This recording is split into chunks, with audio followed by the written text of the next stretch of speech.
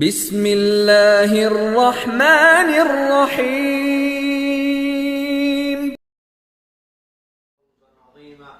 قال الله تبارك وتعالى شهر رمضان الذي أنزل فيه القرآن وقال تبارك وتعالى فمن شهد منكم الشهر فليصم. تمام تعریف ہر قسم کی بڑائی اور کبریائی اس ایک اللہ رب العالمین کے لیے ہے جو اللہ رب العالمین ہم سب کا خالق اور مالک اور معبود حقیقی ہے. اس کے سوا کوئی عبادت کے لائق نہیں ہے. بڑی عظیم اس کی شان ہے. برکتوں و رحمتوں والا وہ ہمارا رب ہے. اس کی قدرت بڑی عظیم ہے. وہ جو چاہے کر دے. اس نے جو چاہا وہ ہوا. اس نے جو نہ چاہا وہ نہیں ہوا. اور وہی ہوتا ہے جو وہ چاہتا ہے. سبحان اللہ ما عظم شان. سبحان اللہ و بحمدہ سبحان اللہ العظیم. صلاۃ و سلام ہو اس کے بعد اللہ کے آخری نبی امام الانبیاء محمد الرسول اللہ صلی اللہ علیہ وسلم کی ذات گرامی پر کہ جن کو رب تعالیٰ نے رحمت للعالمین داعی للتوحید بنا کر مبعوث فرمایا. اللہم صلی علی محمد وعلی آل محمد كما صليت على إبراهيم وعلى آل إبراهيم إنك حميد مجيد. اللهم بارك على محمد وعلى آل محمد كما باركت على إبراهيم وعلى آل إبراهيم إنك حميد مجيد. اس حمد و صلاۃ کے بعد آج انشاءاللہ ہم آپ کی خدمت میں ایک اہم موضوع کو لے کر حاضر ہوئے ہیں اور وہ ہے لاک ڈاؤن. رمضان میں لاک ڈاؤن پر کیسے. اس موضوع پر انشاءاللہ کچھ اہم نکات آپ کی خدمت میں پیش کرنے کی میں سعادت حاصل کر رہا ہوں. معزز سامعین، حالات سے ہر عام و خاص واقف ہے. سب کو پتا ہے کہ اس وقت ماحول کیسے چل رہا ہے. تمام تقریباً ممالک میں لاک ڈاؤن کرفیو کی حالت ہے نئے کورونا وائرس کے انتشار کی وجہ سے. حالات سب کو معلوم ہے. اب ایسے حالات میں رمضان جیسا عظیم مہینہ ہمارے درمیان موجود ہے. رمضان آ چکا ہے. یہ اللہ کا بہت بڑا کرم اور فضل ہے کہ اللہ تعالیٰ نے اس سال کا رمضان ہم کو عطا کیا. رمضان ایک عظیم ترین نعمت ہے. جس کو مل جائے اس کا شکر ادا کرنا چاہیے. اللہ تبارک و تعالیٰ کی بڑائی بیان کرنا چاہیے کہ اللہ تعالیٰ نے ہمیں رمضان کی توفیق دی. رمضان آ گیا. پیارے نبی صلی اللہ علیہ وسلم نے خوشخبری سنائی صحابہ کو جب ان کی زندگی میں رمضان آیا. فرمایا اتاکم رمضان شہر مبارک. رمضان تمہارے پاس آیا ہے جو برکت والا مہینہ ہے. الی آخر الحدیث. یہ عظیم ترین مہینہ ہمارے درمیان آیا ہے. لیکن ماحول جیسے ہے سب کو معلوم ہے. لاک ڈاؤن کا جو ماحول ہے یہ اللہ نے ہم پر مقدر کیا. سب سے پہلی بنیادی بات جو ہمیں معلوم رکھنی چاہیے کہ ہر چیز مقدر ہے. اللہ نے ہر چیز کو تقدیر سے پیدا کیا ہے جس کا ذکر قرآنی آیات میں نبی علیہ السلام کی احادیث میں ہمیں ملتا ہے. اور تقدیر اللہ تعالیٰ نے آسمان و زمین کی پیدائش سے 50,000 سال پہلے ہی لکھ دی. جیسا کہ صحیح مسلم کی حدیث ہے اللہ کے نبی علیہ السلام نے ارشاد فرمایا ان اللہ عز وجل كتب مقادیر الخلائق قبل ان يخلق السماوات والارض ب50,000 سنہ. الحدیث اور کما قال رسول اللہ صلی اللہ علیہ وسلم کہ بے شک اللہ تعالیٰ نے تمام مخلوق کی تقدیر کو آسمان و زمین کے پیدا کرنے سے 50,000 سال پہلے لکھ دی اور بنا دی. تو جب آسمان و زمین کی پیدائش سے 50,000 سال پہلے مقدر ہے ہر چیز تقدیر لکھ دی گئی ہے. تو یہ جو رمضان ہمارا اس حالت میں آیا ہے کورونا وائرس کی حالت میں یعنی اس وقت دنیا میں جو یہ مرض پھیلا ہوا ہے یا وبا پھیلی ہوئی ہے تو کیا یہ مقدر نہیں ہے؟ یقیناً یہ مقدر ہے. ہر چیز مقدر ہے. عبداللہ بن عباس رضی اللہ تعالیٰ عنہ کا ایک واقعہ میں بیان کرتا چلوں آپ کو اس ضمن میں کہ وہ تقدیر پر درس دے رہے تھے. شاگرد سامنے بیٹھے ہوئے تھے. شاگردوں میں سے ایک شاگرد ایسے بیٹھے ہوئے تھے یعنی اپنے ہاتھ کو اپنی ٹھڈی پر لگا کر اس کیفیت میں بیٹھے ہوئے تھے.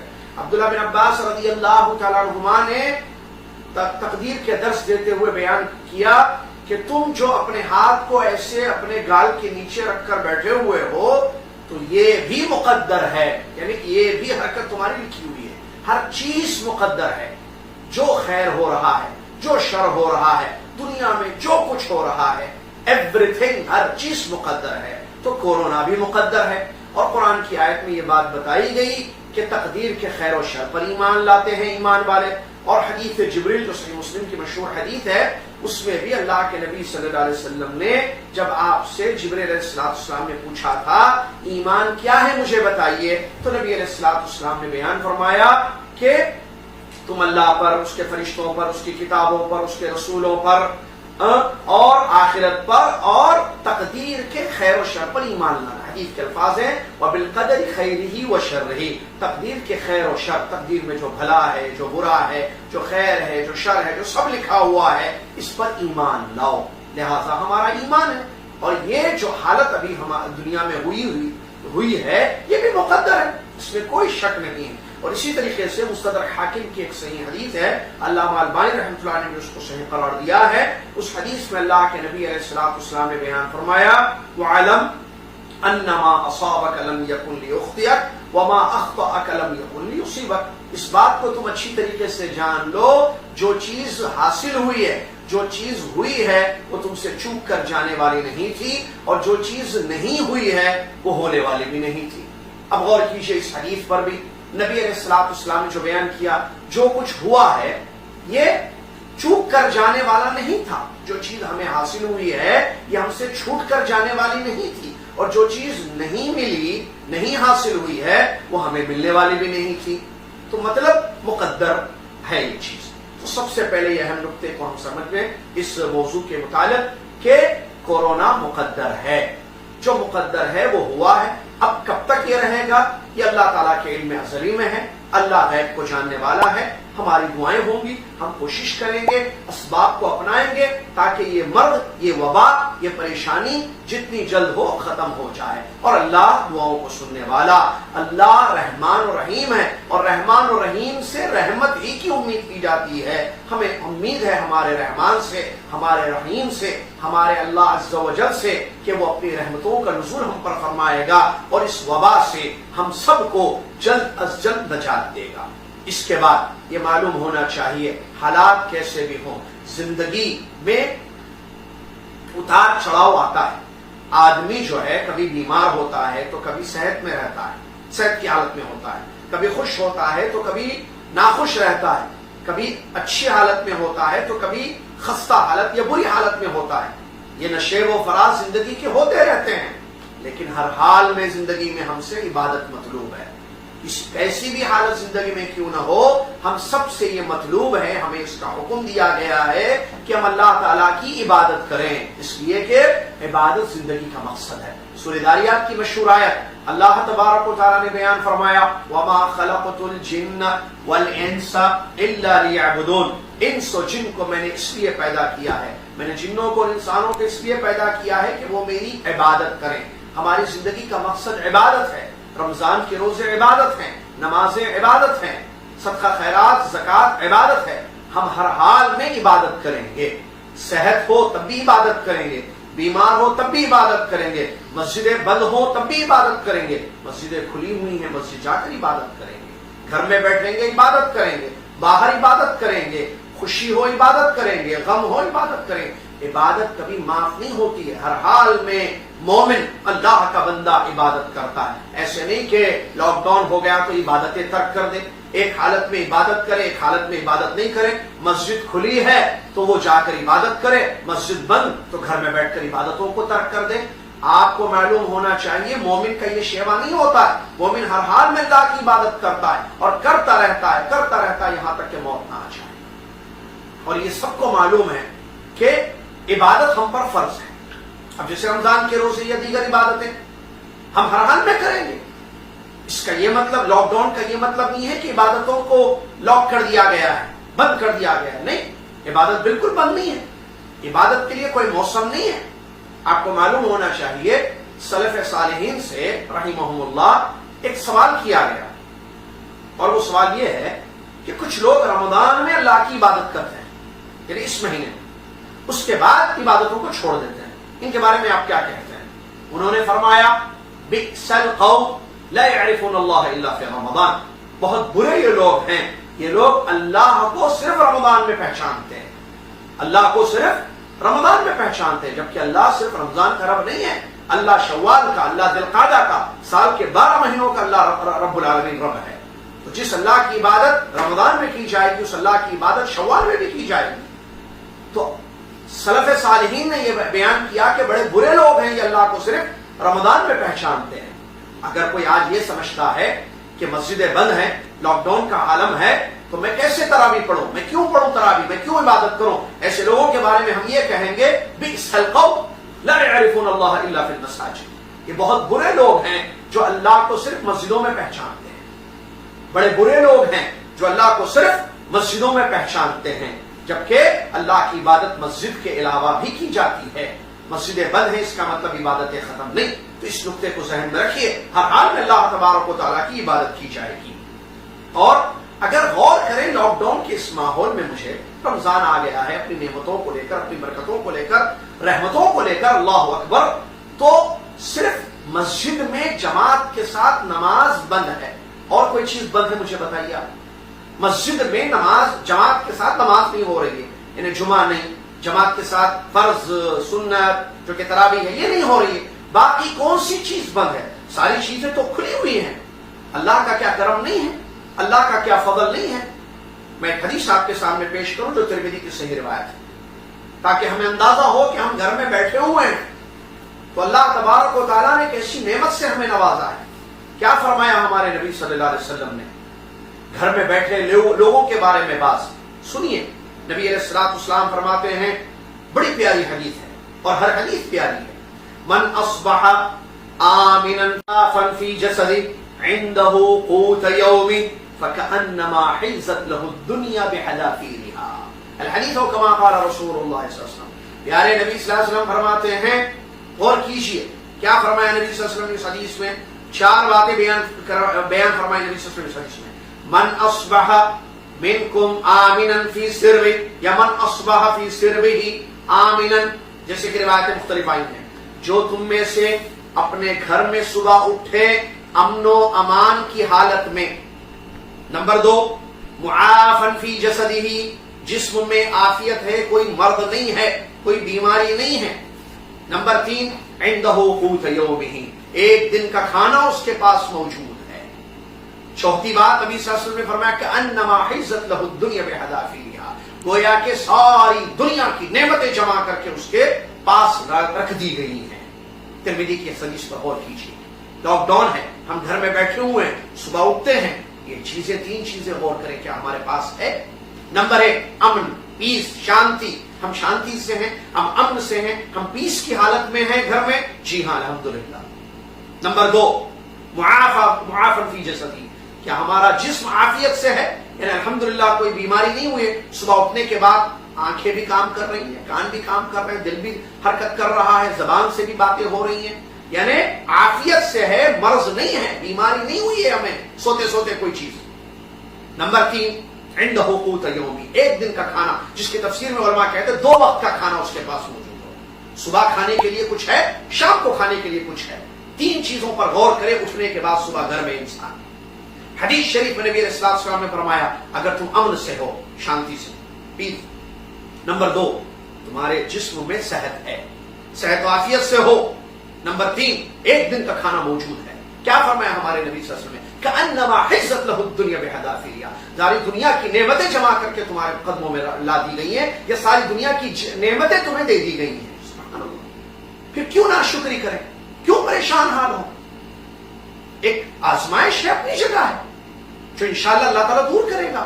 لیکن اس مسئلے کو سمجھنا چاہیے یہ اللہ کی نعمتیں ہیں جو جمع کر کے ہمارے پاس رکھ دی گئی ہیں. لہذا انسان اللہ کا شکر کرے، لہذا انسان اللہ کا شکر ادا کرے، ہر حال میں اللہ کی عبادت کرے. ایک حالت میں عبادت کرنا، دوسری حالت میں عبادت نہیں کرنا، یہ مشرکین مکہ کا شیوا رہا ہے، جیسے کہ قرآن کی آیتوں میں اللہ تعالیٰ نے ان کے بارے میں بیان فرمایا ہے. سمندروں میں سفر کرتے، آیت کا خلاصہ بیان کر رہا ہوں، وقت کی قلت کی وجہ سے سمندروں میں سفر کرتے، اللہ یاد آتا، اللہ کی عبادت کرتے. جب مشکل نظر آتی جب اس مشکل سے اللہ تعالیٰ نجات دیتا تو اللہ کے ساتھ شرک کرتے تھے. ایک کنڈیشن میں عبادت کرتے, دوسری کنڈیشن میں عبادت نہیں کرتے. ایک حالت میں اللہ کو یاد کرتے, دوسری حالت میں اللہ کو بھول جاتے, اللہ کا حق ادا نہیں کرتے بلکہ شرک میں پڑ جاتے. یہ مشرکوں کی علامت بیان کی ہے, ان کی صفت ہے. نعوذ باللہ, ہم تو ایمان والے ہیں, مسلمان ہیں, اللہ رسول کو ماننے والے ہیں, لہٰذا مسجد بند, مسجد کھلی تو عبادت کریں گے, مسجد بند تو گھر میں عبادت کریں گے. رمضان اپنی تمام نعمتوں کو لے کر, تمام خوبیوں کو لے کر آ گیا ہے, لہٰذا اس وقت کو غنیمت سمجھیں. ہم لاک ڈاؤن میں بے شک ہیں, لیکن پھر بھی اللہ کی عبادتیں ضرور کریں گے. کسی قسم کی کسی عبادت سے ہم پیچھے نہیں ہٹیں گے. تراویح کے معاملے میں عام طور پر پریشان ہیں لوگ لاک ڈاؤن کے ماحول میں. بھائی تراویحاں نہیں ہو رہی ہیں مسجدوں میں, مسجد میں رمضان نہیں دکھ رہا ہے. کیسا نہیں دکھ رہا رمضان, بتائیے مجھے آپ. ارے بھائی, آپ کون سے چشمے سے رمضان کو دیکھ رہے ہیں؟ اگر آپ یہ سمجھتے ہیں کہ مسجد جا کر جماعت کے ساتھ نماز پڑھوں گا, مسجد جا کر جماعت کے ساتھ تراویح پڑھوں گا اور مسجد میں افطار کروں گا تو رمضان, ورنہ رمضان نہیں ہے تو معاف کیجیے آپ غلط سمجھ رہے ہیں. اس کا مطلب آپ نے رمضان کو نہیں پہچانا ہے. غلط سوچ ہے, غلط نظریہ ہے. اس نظریے کو بدلنے کی ضرورت ہے. رمضان ہے بھائی. سلف صالحین کیا انفرادی عبادت نہیں کرتے تھے؟ میں نے بتایا نا, اس لاک ڈاؤن میں صرف جماعت کے ساتھ نمازیں بند کر دی, باقی کوئی چیز بند نہیں ہے اللہ کے فضل سے. تراویح باجماعت سے پڑھنا سنت ہے, انفرادی پڑھنا بھی سنت ہے.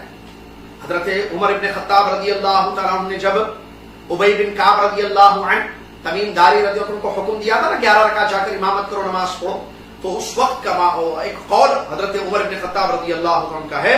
فرماتے ہیں والساعۃ التي ينامون عنها افضل من الساعۃ التي يقومون فيها, جس کا مفہوم یہ ہے کہ آخر رات میں سو کر اٹھنے کے بعد تنہائی میں انفرادی عبادت کرنا یہ افضل ہے, یہ اچھا ہے کہ وہ لوگ جو ہے پہلے عبادت کریں. مطلب یہ ہے کہ رات کا حصہ انفرادی عبادت کا بھی ہوتا ہے, لہٰذا جماعت کے ساتھ تراویح کی نماز پڑھنا جہاں سنت ہے, جس کو ہم نے پچھلے رمضانوں میں عمل کیا, الحمدللہ رمضانوں میں کیا, ویسے ہی انفرادی تراویح بھی سنت ہے جو ثابت ہے نبی صلی اللہ علیہ وسلم اور صحابہ سے.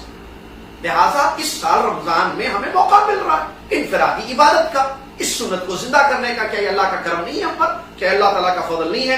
لہٰذا ہم اس نعمت کا شکر ادا کریں. اسی طریقے سے ایک اچھا موقع رمضان میں, عام رمضانوں کے بنسبت لاک ڈاؤن کا یہ رمضان میں ایک فرق ہمیں یہ بھی نظر آتا ہے.